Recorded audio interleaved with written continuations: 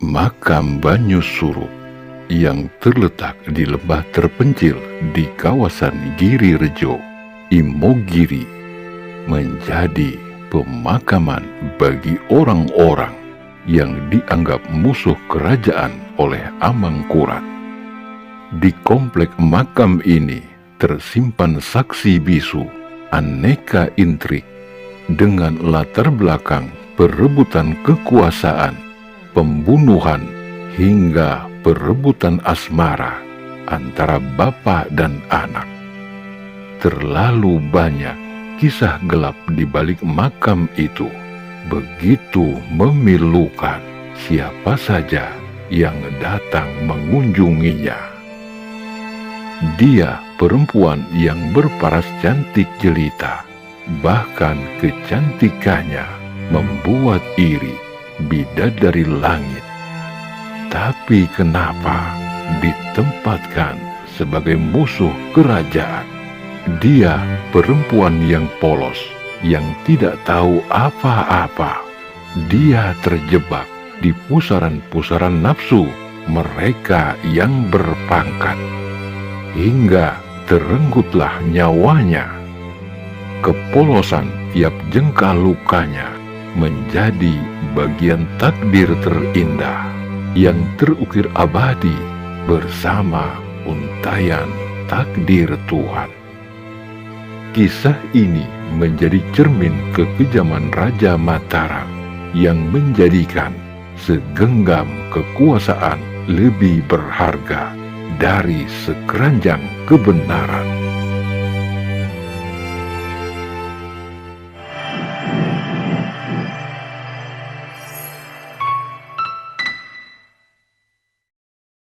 Assalamualaikum warahmatullahi wabarakatuh. Salam sejahtera bagi kita semua. Om Swastiastu, Namo Buddhaya. Sahabat Akarimba dimanapun Anda berada, baik yang nyata maupun yang gaib. Dikisahkan dalam babat Tanah Jawi, kala itu Sunan Amangkurat sedang berselimut duka akibat ditinggal Kanjeng Ratu Malang yang merupakan selir kesayangannya. Kemudian ia memerintahkan semua selir yang jumlahnya 43 orang dibunuh karena dicurigai meracuni Ratu Malang. Kemudian Sang Prabu memanggil kedua orang kepercayaannya, Noyo Taruno dan Yudikarti. Sang Prabu meminta kepada mereka untuk pergi ke wilayah yang air sumurnya tercium wangi. Carilah seorang wanita yang cantik untuk kujadikan selir, tetapi ingatlah pesanku, di mana wilayah yang engkau datangi itu, ciumlah sumber airnya di sana. Jika sumber air yang engkau cium itu berbau harum, disitulah tempatnya wanita cantik perempuan itu berada. Noyo Taruno dan Yudikarti melaksanakan perintah Sang Sultan. Mereka menuju Jepara, terus ke timur sampai Surabaya. Sesampainya di sana, keduanya menemukan air yang harum baunya, sesuai yang diperintahkan raja. Kemudian kedua utusan itu menemui orang kepercayaan Pangeran Peki yang bernama Ngabehi Mangunjoyo. Mereka pun kemudian menyampaikan pesan dari raja. Setelah mendengar keinginan kedua utusan kepercayaan Raja Mataram ini, Ki Mangunjoyo berpikir, inilah kesempatan emas, belum tentu 1000 tahun terulang kembali. Dengan menjadi menantu raja, maka akan mengangkat harkat dan martabat keluarganya. Sebab dengan bermantukan seorang raja, tidak ada yang berani mengusiknya, meski putrinya sebatas istri selir. Ketahuilah, menurut saya, perempuan seluruh di negeri ini wajahnya tidak ada yang menandingi kecantikan anak perempuan saya. Dia bernama Roro Oyi. Bersamaan dengan itu, Roro Oyi keluar dengan membawa minuman hangat untuk dihidangkan. Saat melihat darah kecil itu, Noyo Taruno dan Yudo Karti terkagum-kagum dan tidak meragukan kecantikan Roro Oyi. Noyo Taruno dan Yudo Karti merasa lega karena tugasnya telah selesai dan meminta kedua orang tua Roro Oyi segera menghantarkannya ke Keraton Pleret. Singkat cerita, sesampainya di Keraton Pleret, Sang Prabu pun langsung jatuh cinta kepada Roro Oyi dan menerima persembahan itu dengan senang hati. Namun karena Roro Oyi masih muda belia, belum waktunya. Sang Prabu lalu menyerahkan kepada Ngabehi Wirorejo untuk merawat sampai siap untuk menikah. Wirorejo, kuperintahkan kepadamu untuk menjaga anak ini dengan segenap jiwa ragamu bersama istrimu. Jaga dia, jangan sampai hilang kecantikannya hingga tiba saatnya siap untuk menikah. Jika ada yang bertanya kepada siapa saja, bilang akulah calon suaminya. Sendiko dawuh Kanjeng Gusti. Di saat yang berlainan, sang raja memanggil putranya, Pangeran Adipati Anom. Saat ini kamu sudah dewasa, kenapa belum juga menikah? Di luar sana banyak sekali gadis-gadis cantik. Kamu bawa kemari, nanti aku nikahkan. Atau ku dengar Adipati Cirebon memiliki putri yang cantik. Cobalah kamu ke sana, lihatlah. Jika nanti kamu menyukai gadis itu, bawalah dia ke sini, nikahilah dia.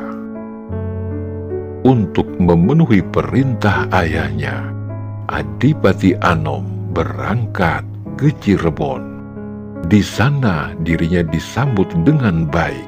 Tak terlalu lama, Putri Adipati Cirebon menghidangkan makanan. Adipati Anom pun memuji kecantikan gadis itu.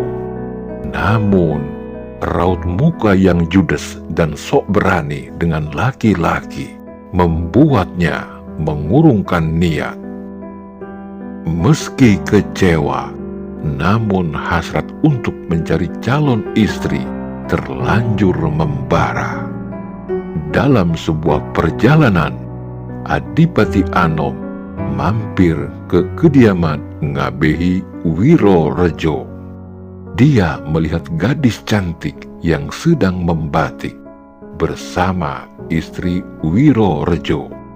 Dialah Roro Oyi yang sudah dewasa dan makin kelihatan keanggunan dan kecantikannya. Dadanya bergetar kencang, berdebar-debar, badannya panas dingin.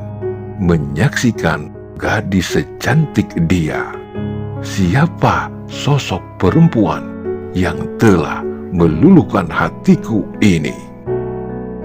Tak lama berselang, Wirorejo terlihat menghampiri Adipati Anom dengan tergopoh-gopoh. Ada apa gerangan, Raden? Tiba-tiba datang ke rumahku. Tidak apa-apa, Ki. Aku cuma mau mampir sejenak. Ki, bolehkah aku bertanya? Oh, silakan, Den. Sejauh saya bisa menjawabnya. Gadis yang tadi kulihat sedang membatik itu siapa, Ki? Oh, itu Roro Oyi. Dia bukan anak saya. Saya hanya merawat saja hingga dewasa. Mungkin dalam waktu dekat akan aku hantar. Ya, tinggal menunggu perintah saja. Kalau boleh tahu, Ki, siapa calon suaminya? Calon suaminya ya tidak lain Romo Panjenengan sendiri. Mendengar Roro Oyi akan dijadikan selir ayahnya, bagaikan disambar petir di siang bolong. Hatinya hancur berkeping-keping, pupus sudah harapan. Dia pulang dalam keadaan gundah gulana, bercampur aduk, lunglai, tak bersemangat. Berhari-hari dia tidak mau makan dan tidak mau minum, hanya mengurung diri di dalam kamar. Semua abdi mengira Pangeran Adipati sedang sakit. Pangeran Pekik yang mengetahui hal itu tidak tega melihat penderitaan cucunya. Dia pun meminta kepada Wirorejo agar segera menyerahkan Roro Oyi untuk menikah dengan cucunya. Awalnya Wirorejo menolak permohonan ini karena takut murka dari sang raja. Tapi setelah Pangeran Pekik menyatakan akan bertanggung jawab, Wirorejo pun akhirnya sepakat. Namun pernikahan itu terdengar sampai ke telinga raja. Sontak sang raja murka dan memerintahkan prajuritnya untuk memburu Pangeran Adipati Anom beserta pengikutnya. Singkat cerita, Pangeran Adipati Anom dan Roro Oyi tertangkap pasukan kerajaan. Sang raja begitu murka, Pangeran Pekik lalu dibunuh beserta keluarganya dan 40 orang pengikutnya habis dibantai. Sedangkan Wirorejo dibuang ke Ponorogo bersama anak dan istrinya. Kemudian semuanya dihabisi di tengah perjalanan. Adipati Anom dijemput paksa untuk menghadap sang raja. Ia meminta Pangeran Adipati agar mengambil keputusan, yaitu membunuh istrinya atau kehilangan haknya sebagai pewaris tahta. Pilihan yang teramat sulit membuat Adipati Anom dalam dilema besar. Jika mempertahankan, sudah pasti akan kehilangan statusnya sebagai putra mahkota dan belum tentu selamat, mengingat sifat ayahnya yang kejam juga pendendam. Adipati Anom mendekat memperhatikan kekasih yang sangat amat ia cintai. Cita-citanya menjadikan Roro Oyi sebagai permaisuri menjadi kandas. Ia memeluk Roro Oyi dengan wajah ketakutan, berbaur rasa cinta yang tulus. Roro Oyi pun membalasnya dengan pelukan kelembutan dalam kepedihan dan kepiluan. Bersamaan dengan itu, Adipati Anom menusukkan kerisnya ke punggung Roro Oyi berkali-kali. Ia tak sanggup memandang matanya bergerai, kemudian mendadak terbelalak.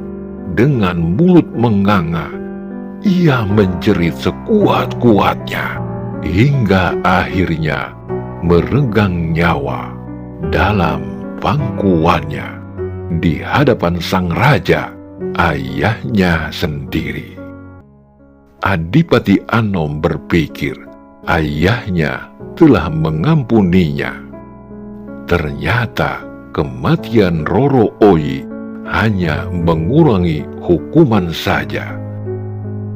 Setelah peristiwa itu, Dalam kepedihan yang mendalam, Adipati Anom diusir dari puro dan tempat tinggalnya dibakar habis, rata dengan tanah. Hartanya dirampas, dimiskinkan, bahkan jabatan adipati akan diserahkan kepada Pangeran Singosari. Sukar kita membayangkan bahwa peristiwa itu benar-benar terjadi.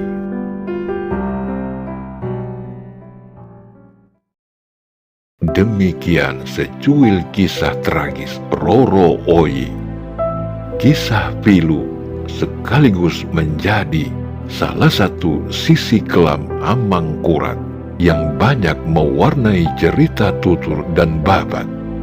Konflik dan intrik berdarah ini menjadi kisah yang memilukan di masa kekuasaan Amangkurat. Selain dikenal haus akan seks, Amangkurat terkenal haus darah. Hal inilah yang merupakan sifat buruk Amangkurat yang berimbas pada kekisruhan yang melanda Mataram kala itu. Mohon maaf lahir dan batin bila ada kesalahan dalam ucapan, dan terima kasih sudah menyaksikan tayangan ini. Kami sadar betul akan keterbatasan ilmu pengetahuan serta pemahaman. Bagi sahabat Akarimba yang memiliki pendapat berbeda dan ingin memperbaiki sejarah ini, silahkan tuangkan pada kolom yang tersedia.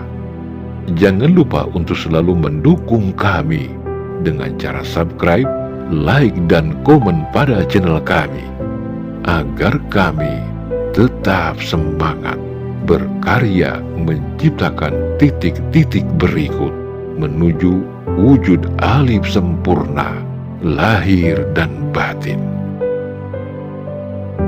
Mbah Jagat Nurjati mengatakan, "Aku menajamkan mata, lalu berlahan membaca semua ayat indah yang tersurat utuh di balik yang tersirat. Saling membaca dalam ruang lenggang bersama, menata kata rahasia. Sempurna sudah, dekapan sempurna pula pelukan. Di dalam setiap helaan napas hayati, jangan ada lagi batas rindu, jangan ada lagi batas cinta. Jangan coba alihkan bak dari mata, karena di sanalah harusnya bak berada, sempurna melihat dengan kuasa. Jangan coba alihkan sin dari telinga, karena di sanalah harusnya sin berada, sempurna mendengar dengan kuasa. Jangan coba alihkan mim dari bibir, karena di sanalah harusnya mim berada, sempurna berkalam dengan kuasa. Wallahu alam bisawab. Salam cinta leluhur Nusantara. Wabillahi taufik wal hidayah. Warido wa inayah. Wassalamualaikum warahmatullahi wabarakatuh.